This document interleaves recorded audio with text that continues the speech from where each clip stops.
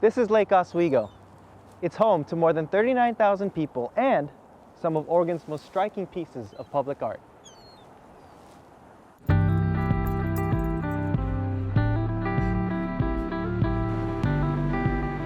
I'm Nicole Nathan. I'm the Executive Director here at the Arts Council of Lake Oswego. Gallery Without Walls started roughly in 1999. We incorporated as a nonprofit with the intent of taking care of the public art program. Artists from around the country submit their work, and 15 new pieces are chosen for a 2-year span. All the pieces for the rotating works occur within like a 6-block radius. So they're all located downtown, they're all within walking distance of each other, they're all very closely located. My name is Gregory Fields. Jesse Taylor. My name is Benjamin Mefford, and my sculpture is included in this year's Gallery Without Walls. This was actually the first time I'd worked with basalt as a stone. I've done a lot of work with granite, but not basalt yet.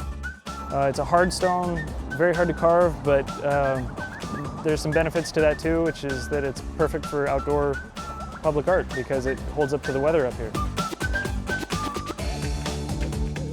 This sculpture is called Pollinators, and it represents all the little animals that provide most of our food source. Because the pillar format is tall and thin, it's a bit of a challenge artistically because you're trying to fit all your designs into a vertical format. So this is to celebrate all those little insects and birds that do such a wonderful service to the world and to us. It's a continuation of a series of sculptures that I've been doing for a couple years. I call them human earth abstraction. They tend towards landscape imagery and celestial imagery, as well as faces in the sides of like rocks and cliffs and that kind of thing. Ben, Jesse, and Greg's art pieces are the newest additions to Gallery Without Walls. For them, it's a way to gain valuable exposure. I was doing web design and mixing that with doing my art, trying to make the balance of my life shift more and more towards the art. Getting a public art commission is a way to ensure steady income for a certain limited period of time. When you start putting public art up in places, it starts to create an identity. When you go to an art museum for a short visit, you get to interact with the piece for a little bit, or an art gallery, but when something is there in your environment that you get to really live with, you get a different level out of it.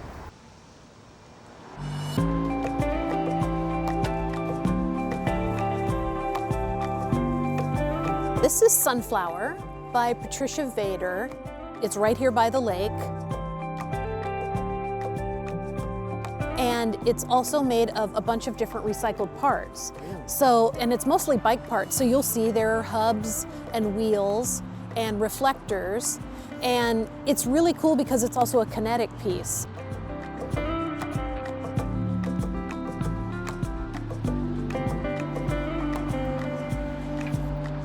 This piece is called The Big Maybe, and what's great about it is that it's a word puzzle. Oh, okay. I think I see like an N in there somewhere. Yeah. Is that an N or an H?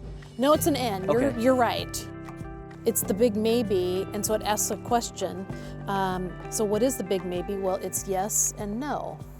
So you have both ends of the spectrum, yes and no. This is a very unique piece.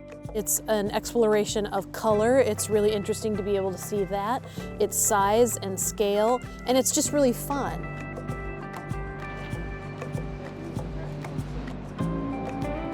I'm always surprised by how much people love this program and want to participate with it and want to interact with it, and then also just seeing all the different kinds of artwork that comes in.